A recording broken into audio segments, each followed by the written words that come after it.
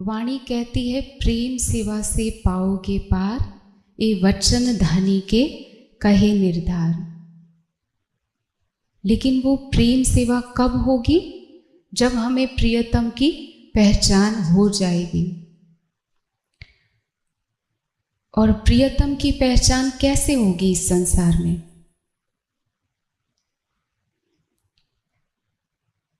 इसी उद्देश्य को ध्यान में रखते हमारी आत्मा को जागृत करने के लिए ही हमारे प्रियतम राज्य ने ये वाणी प्रकाश की अवतरित करवाई है।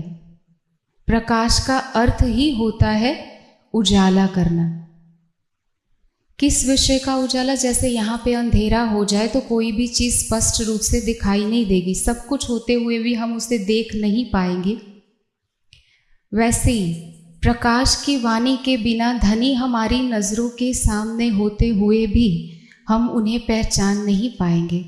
जैसे हमारी इंद्रावती सखी के सामने धनी श्री देवचंद्र जी के तन में साक्षात युगल स्वरूप विराजमान थे, लेकिन उन्होंने पूर्ण रूप से पहचान नहीं की। और धनी ने ऐसा हमको उपदेश देने के लिए, हमको जगाने के लिए, हमको प्रबोध देने के लिए उनके माध्यम से करवाई लीला।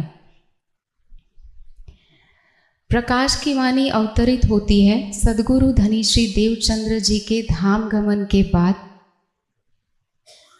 जब मिहिराज जी का तन हफ्सा जेल में बैठा है नजरबद की अवस्था में। और किस स्थिति में है सुंदर साथ जी?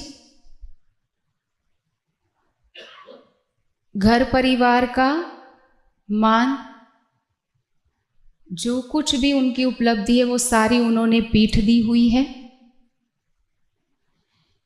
एक भाई गोवर्धन भाई जिनसे उनका लगाव था, दो नाते की बात, लौकिक अलौकिक, उनका धाम गमन हो गया है।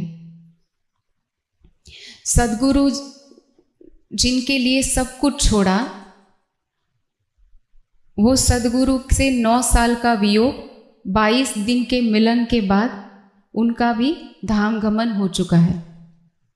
वो युगल स्वरूप उनके धाम हृदय में विराजमान हो गए हैं, लेकिन वो इंद्रावती सखी पहचान नहीं पा रही है।